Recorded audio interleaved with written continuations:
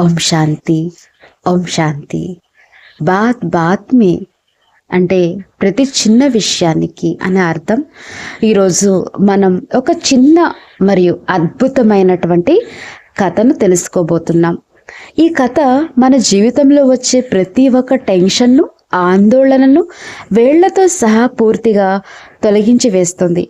చాలామంది అనుకుంటూ ఉంటారు, తమ జీవితంలో ఏదో ఒక సమస్యను ఎదుర్కొంటూ ఉంటారు. కొందరికి డబ్బు సమస్య, కొందరికి ఇతరుల స్వభావంతో సమస్య, మరికొందరికి ఉద్యోగం లేక జీవితానికి సంబంధించిన సమస్యలు ఉంటాయి. ఇలా ప్రతి ఒక్కరూ ఏదో ఒక రకమైనటువంటి బాధతో లేక చింతతో బాధపడుతూనే ఉంటారు. అందుకని ఒక వ్యక్తి కూడా తన జీవితంలోని ఇలాంటి సమస్యల వల్ల తీవ్రమైన నిరాశకు, వేదనకు గురి అయ్యాడు. అతను ఎల్లప్పుడూ తన సమస్యల గురించే ఆలోచిస్తూ ఉండేటువంటి వాడు. ఆ వ్యక్తి జీవితంలోని కష్టాలు మరియు సమస్యలతో ఎంతగానో విసిగిపోయాడు. ఒకరోజు అతను తన సమస్యలన్నిటికీ దేవుడితోనే తేల్చుకోవాలని చెప్పి నిర్ణయించుకున్నాడు. ఇందుకోసం అతను తన సమస్యలన్నిటినీ ఒక పెద్ద మూటగా కట్టాడు. ఆ మూటను తీసుకుని ఊరి చివర ఉన్న ఒక దేవాలయం దగ్గరికి వెళ్ళి అక్కడ ఒక చెట్టు కింద కూర్చుని దేవుడి కోసం కఠినమైన తపస్సు చేయడం ప్రారంభించాడు. అతని భక్తికి, తపస్సుకు మెచ్చి భగవంతుడు అతని ముందు ప్రత్యక్షమయ్యాడు. దేవుడు అతనిని చూసి, నీకు ఏం కావాలి, నీ సమస్య ఏమిటి అని అడిగాడు. అప్పుడు ఆ వ్యక్తి, స్వామి, నా జీవితం మొత్తం కష్టాలు, సమస్యలతోనే నిండిపోయింది. నాకు ఈ సమస్యల నుండి శాశ్వత విముక్తి ప్రసాదించు, నా జీవితాన్ని ఆనందమయం చెయ్యి అని భగవంతుణ్ణి వేడుకుంటాడు. ఆ వ్యక్తి అలా దేవుణ్ణి వేడుకున్నప్పుడు భగవంతుడు నవ్వి ఇలా అన్నాడు, సరే, నేను నీకు ఒక ఎక్స్చేంజ్ ఆఫర్ ఇస్తాను. నీ సమస్యలను నేను పూర్తిగా దూరం చేయలేను, కానీ వాటిని మార్చగలను. అలా భగవంతుడు అతనితో, నువ్వు తెచ్చిన నీ సమస్యల మూటను ఇక్కడే ఉన్న ఒక పెద్ద మర్రి చెట్టు కింద పెట్టు. అక్కడ ఇప్పటికే వేలాది మంది తమ సమస్యల మూటలను తెచ్చిపెట్టారు.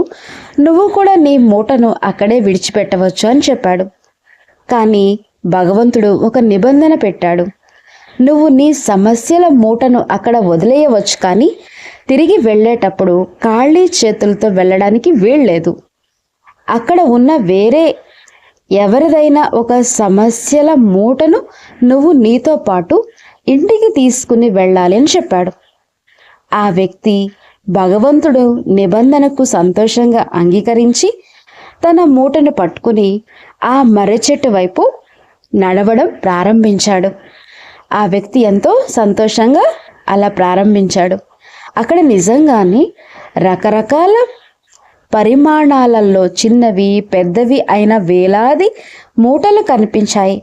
అతను ఎంతో ఉపశమనంగా శ్వాస తీసుకుంటూ తన భుజంపై ఉన్న సమస్యల మూటను దించి అక్కడ పెట్టేశాడు. అబ్బా, భగవంతుడి దయ వల్ల నా సమస్యల నుండి నాకు విముక్తి లభించింది అనుకున్నాడు.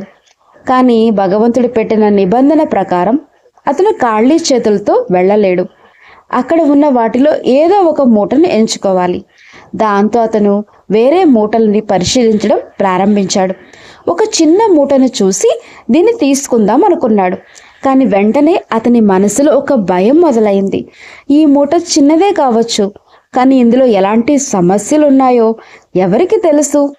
ఒకవేళ ఇందులో ఏదైనా ఘోరమైన ప్రమాదం గురించిన సమస్య ఉంటే, లేక వ్యాపారంలో భారీ నష్టం వచ్చి అప్పులు పాలయ్యేన సమస్య ఉంటే, లేక ఇంట్లో ఎవరికైనా ప్రాణాంతకమైనటువంటి క్యాన్సర్ లాంటి వ్యాధి వచ్చి సమస్య ఉంటే, ఇలాంటి భయాలతో అతను ఆ మూటను వదిలేసి మరో మూట వైపు చూశాడు. ఇలా దాదాపు అరగంట పాటు అతను అక్కడ ఉన్నటువంటి రకరకాల మూటలను చేతిలోకి తీసుకోవడం, భయంతో మళ్ళీ అక్కడే పెట్టేయడం ఇలా చెయ్యసాగాడు. చివరికి అతను వేరే ఎవరి మూటను కూడా ముట్టుకోవడానికి సాహసించలేకపోయాడు. అని భగవంతుడి దగ్గరికి పరిగెత్తుకుంటూ వెళ్ళి, స్వామి, నాకు వేరే ఏ సమస్యల మూట వద్దు, నా పాత మూటని నాకు తిరిగి ఇచ్చేయండి అని వేడుకున్నాడు. అతను తన సొంత సమస్యల మూటను తిరిగి భుజాన వేసుకుని అమ్మయ్య అని ఎంతో సంతోషంగా మనశ్శాంతితో ఇంటికి తిరిగి వెళ్ళిపోయాడు.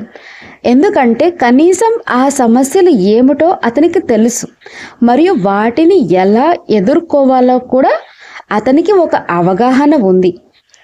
కాబట్టి మన జీవితంలో సమస్యలు రావడం అనేది ప్రకృతి యొక్క సహజ నియమం.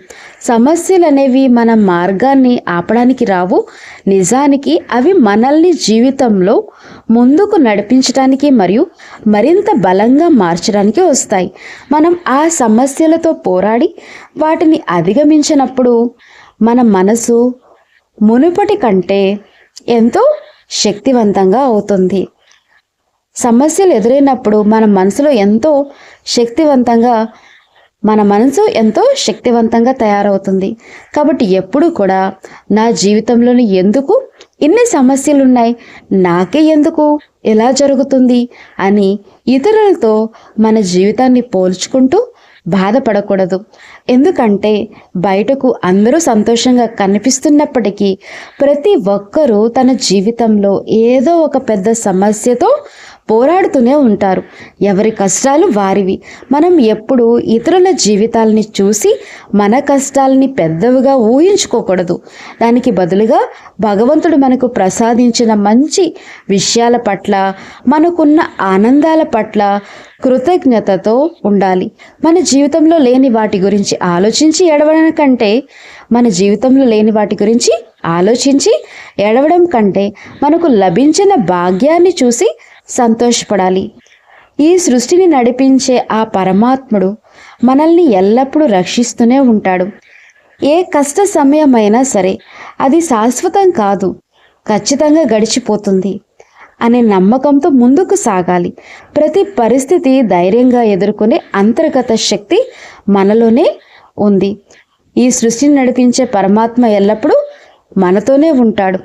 ఆయనపై మరియు మీపై మీకు సంపూర్ణమైనటువంటి నమ్మకం ఉన్నప్పుడు జీవితంలోని ఎలాంటి కష్టమైన పరిస్థితులనైనా మీరు చాలా సులభంగా దాటేయగలుగుతారు. కాబట్టి ఇకపై మీ జీవితంలో ఎలాంటి సమస్యలు వచ్చినా వాటిని చూసి భయపడకండి, అధైర్యపడకండి. ఆ సమస్యల వెనక దాగి ఉన్న మంచిని లేక పాఠాన్ని గుర్తుంచుకోవడానికి ప్రయత్నించండి. ఈ ఆలోచన విధానమే మీ జీవితంలోని ప్రతి టెన్షన్ను వేళ్లతో సహా పూర్తిగా దూరం చేస్తుంది. అచ్చా, ఓం శాంతి. కథ మీకు నచ్చింది అంటే అందరికీ చెప్పండి.